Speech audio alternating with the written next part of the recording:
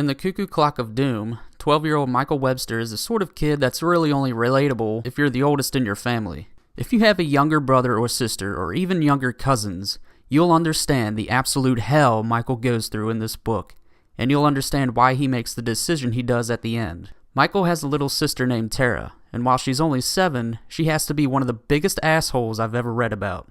I say read about because not even my younger brother or younger cousins did half the shit she did in this book, including but not limited to tripping Michael on his birthday while he was holding his cake so he fell face first into it, swinging open his bedroom door while changing so the girl he likes can get an eyeful of him in his underwear, and just generally getting him in trouble and blaming him for it, which his parents, especially his mother, believes.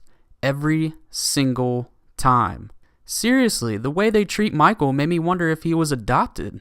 When Tara tripped Michael and he fell into his birthday cake, his mom didn't ask if he was okay and help clean it up like any good mother. Instead, she fucking screams at him saying, "What a mess! Michael, why don't you look where you're going?"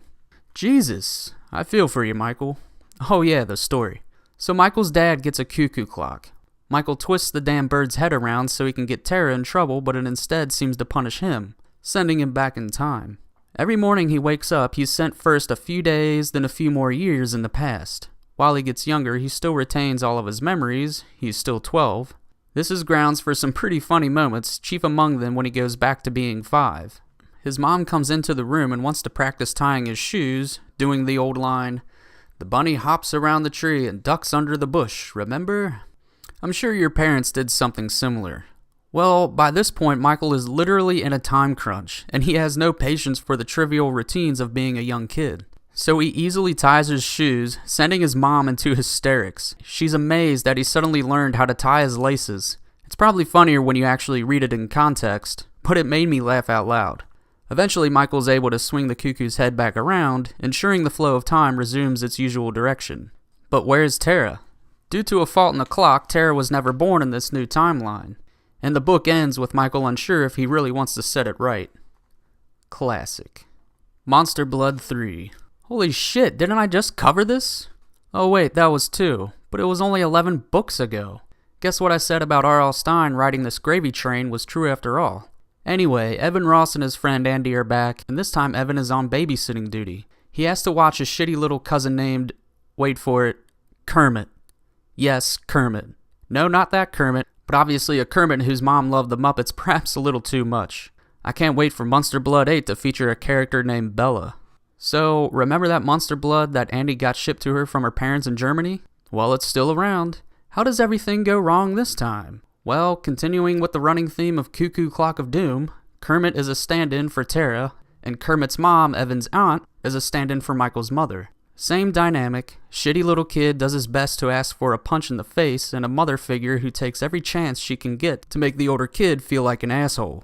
So Evan and Andy decide to get revenge on Kermit the fucking Frog by using Monster Blood. This of course backfires and Evan actually swallows some of the blood. This turns him into a giant, and instead of acting afraid or anything, he decides to have fun with it. What? Up until now, he was extremely wary of the stuff, and he's already had not 1 but 2 frightening encounters with it. But he wants to go walking around in public in his new state? This ends predictably with the cops being called in, who think Evan's some sort of alien, and they chase him around until Kermit the Fuck gives him something that makes him shrink. This story was out of control, and I feel it could have been saved for at least another 10 books or so before it was released. I mean, it's already the 3rd book, and we still haven't gotten another Night of the Living Dummy. But don't worry, we'll see Slappy again real soon. It came from beneath the sink. This is a story about a sponge that comes to life. Do I need to go further? Okay, if I have to.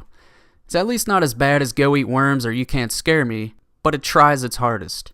The sponge in question is found by a girl named Katrina and her brother Daniel.